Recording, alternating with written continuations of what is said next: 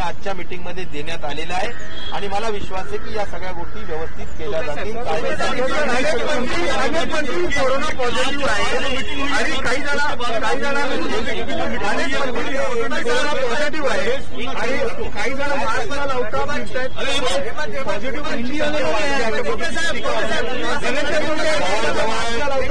जवळजवळ 70 आमदार पॉझिटिव्ह आहेत आणि जवळजवळ 10-15 मंत्री सुद्धा पॉझिटिव्ह आहेत. त्यामुळे आता मंत्री आमदार ही सगळी पब्लिकली सातत्याने फिरणारी लोक आहेत ती सगळं पॉझिटिव्ह येत चालले. त्यांना सगळ्यांना ज्या ज्या काही जशा जर एसिम्टमॅटिक असतील तर होम क्वारंटाईन व्हायला सांगितलंय.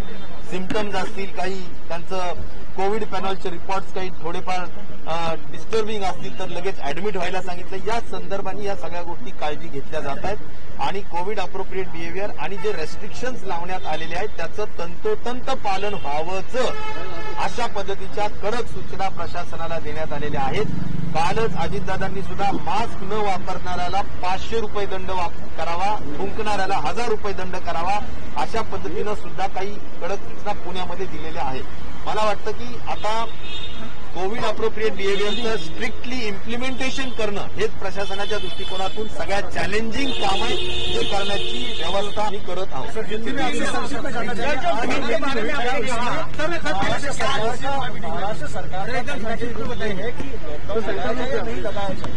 देखिए आज जो हमारी माननीय डिप्टी सीएम के साथ जो हमारी मीटिंग हुई स्वास्थ्य मंत्रालय और फाइनेंस सभी लोग थे जिसमें 2-3 इम्पोर्टेंट निर्णय ऐसे लिए गए हैं कि जिस तरह से संख्या बढ़ रही है तो संख्या के माध्यम से निश्चित तौर पर उसकी चिंता जरूर है, लेकिन जो डिसीजन हमने लिए है उसमें आईसी पे बहुत ज्यादा एम्फेसिस या बहुत ज्यादा जोर दिया गया है जिससे कि लोगों को पता चले कि किस तरह से अपने आप को हमने सुरक्षित करना चाहिए और संसर्ग या संक्रमण को किस तरह से रोकना चाहिए इसका शिक्षण हमारे सभी लोगों को मिलना चाहिए. इसीलिए इंफॉर्मेशन एजुकेशन कम्युनिकेशन के तहत हम बड़े जोरों से हम ये सभी लोगों को ये कहना करने वाले हैं.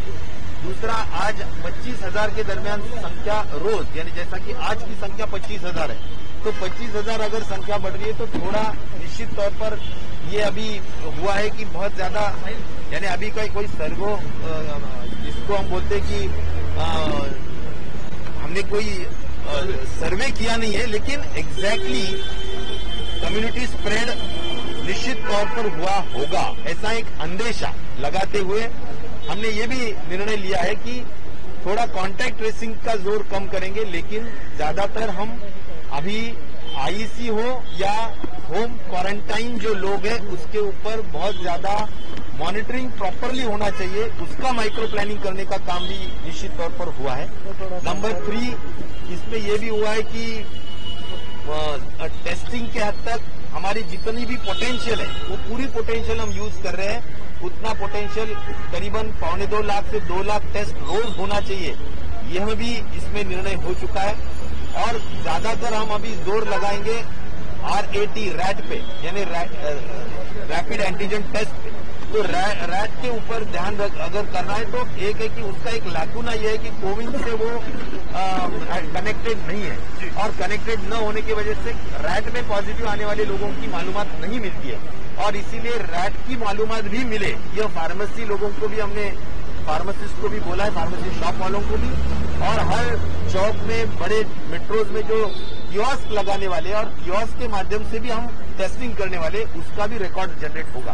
तो आरटीपीसीआर तो हम पूरा पोटेंशियल यूज करेंगे, लेकिन रैट का भी हम मैक्सिमम यूज करते हुए आइडेंटिफाई करने का काम जोर से करना यह भी निश्चय हुआ है.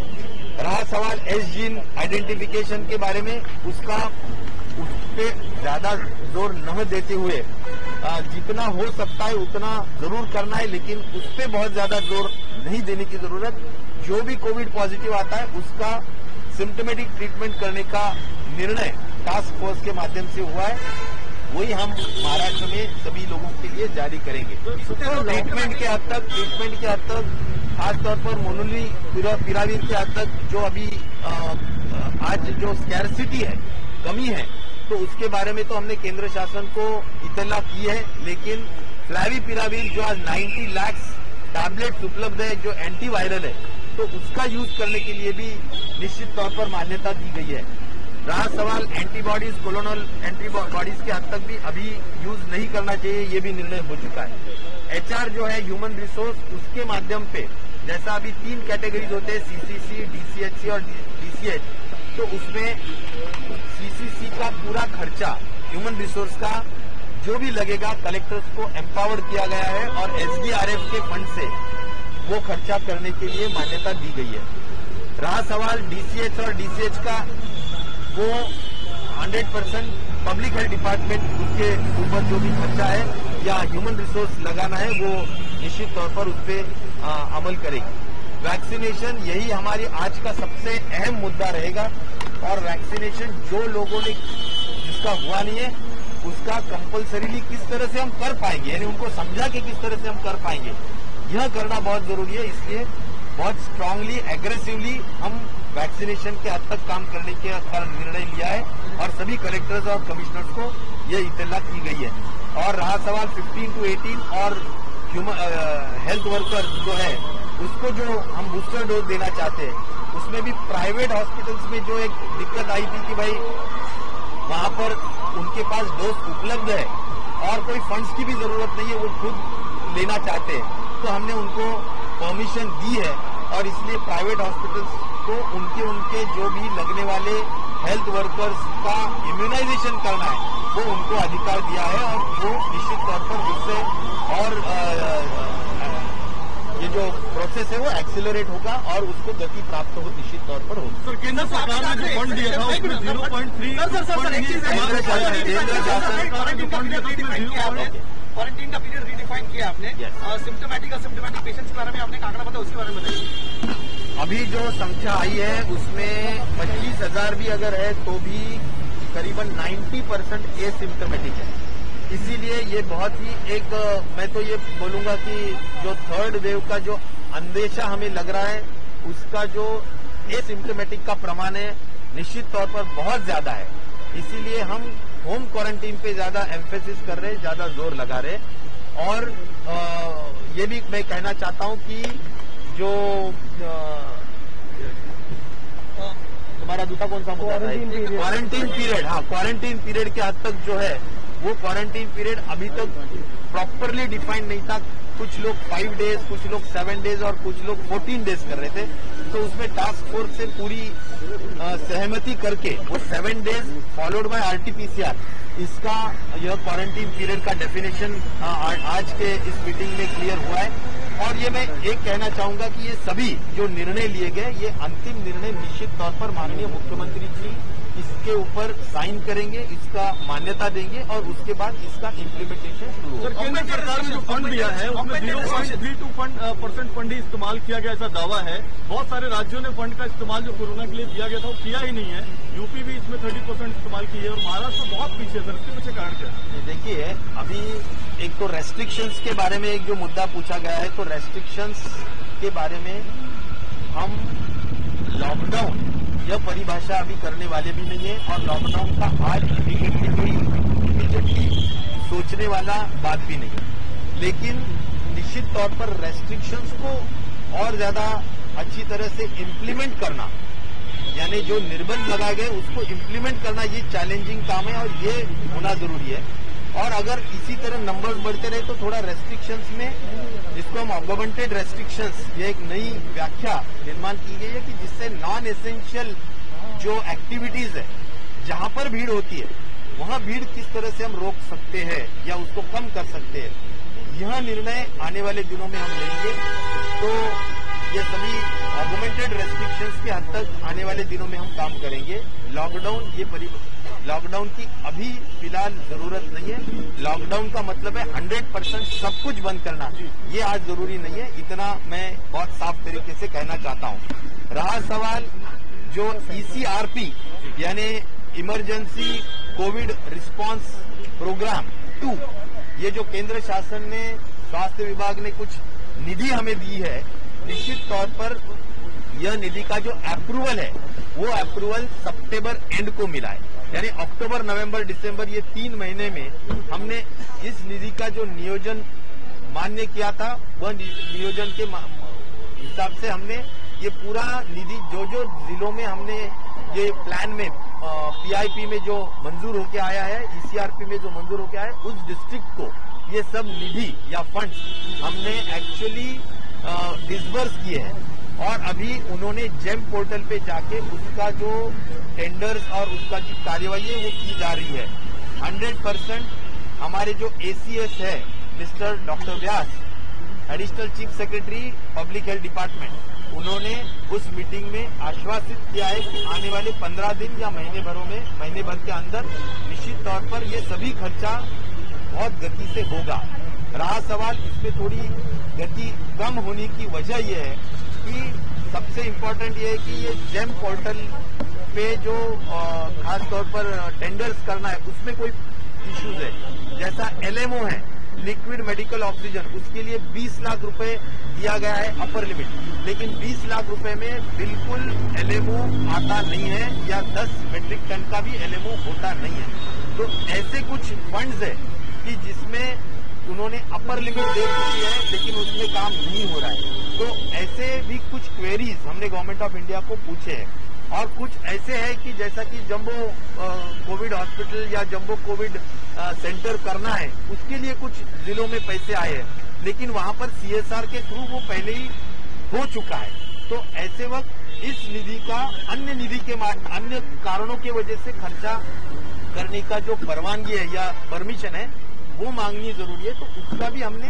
केंद्र शासन को इस तरह से जो डाइवर्ट हमारे को करना है फंड, उसकी भी मांग की है। तो ये सभी मुद्दों को हम बहुत गंभीरता से ले रहे हैं और जल्द से जल्द ये पैसे कैसे खर्च होंगे तो ये हम देख रहे हैं। दो सवाल है, एक तो आपने जो अभी मेडिकल इंफ्रास्ट्रक्चर की बात की थी, पहले वेव और दूसरे वेव में देखा था कि मेडिकल इंफ्रास्ट्रक्चर हमारी कमी थी, दूसरे वेव में कहीं ना कहीं वो मेकअप करने की कोशिश की गई। आपकी तरफ से एक ये चैलेंज भी दिया गया था कि हर जिले में ऑक्सीजन का टैंक जो है, वो लिक्विड हो या फिर पीएसए टैंक हो, वो वहां पे हम बनाएंगे ताकि हम सेल्फ सफिशिएंट हो। एक ये, और बेड्स की संख्या को लेकर क्या इस बार के आंकड़े हम जो देख रहे हैं, बढ़ने की आशंका जो बताई जा रही है, जो 80 लाख का आंकड़ा हेल्थ सेक्रेटरी ने ही एक अनुमान लगाया था, तो क्या हम बेड्स बढ़ा रहे हैं और ऑक्सीजन की स्थिति फिलहाल क्या है, कितने सेल्फ सफिशिएंट है, या फिर अगर हमें दूसरे राज्यों पर निर्भर होना पड़ेगा? देखिए, बेड्स के हद तक मैं ये बोलूंगा कि बेड्स के हद तक पूरे देश में जितने बेड्स है उसके 25% बेड्स महाराष्ट्र में, और अभी ईसीआरपी जो अभी हम जिक्र कर रहे हैं जिसका, उसके माध्यम से भी बेड्स बढ़ाने के लिए जो भी निधि प्राप्त हुई है उससे भी और भी बेड्स बढ़ाने के लिए कोशिश की जाएगी। लेकिन बेड्स ये बिल्कुल आज प्रॉब्लम नहीं है, क्योंकि हॉस्पिटलाइज्ड होने की जो संख्या है वो 5% तक भी नहीं है, यानी जो गंभीर जिसको हम आईसीयू और जिसको हम वेंटिलेटर लगेगा उस तरीके। तो आज मैं ये कहना चाहूंगा कि बेड्स निश्चित तौर पर काफी मात्रा में हमारे पास उपलब्ध है। रहा सवाल ऑक्सीजन का, तो ऑक्सीजन के 450 पीएसए प्लांट्स वो पूरे ऑर्डर्स भी दे चुके हैं, उसमें से 300-350 प्लांट्स एक्चुअल इम्प्लीमेंट हुआ है, कमीशन हुआ है और कार्यान्वित हुआ है। अभी रहा सवाल 100-150 का, वो भी आने वाले 10-15 दिनों में पूरा किया जाएगा। तो पीएसए प्लांट्स जितना भी हमने प्लान किया था वो भी पूरा इन प्लेस है। एलएमओज यानी स्टोरेज के लिए भी हमने काफी व्यवस्था पूरे महाराष्ट्र में की है। तो ऑक्सीजन के हद तक निश्चित तौर पर जो स्थिति वेव 2 में थी उससे कई अच्छी व्यवस्था या मैनेजमेंट हमने निश्चित तौर पर की है। मुझे विश्वास है कि बाहर राज्यों पे भी आज ऑक्सीजन के लिए निर्भर नहीं रहना पड़ेगा।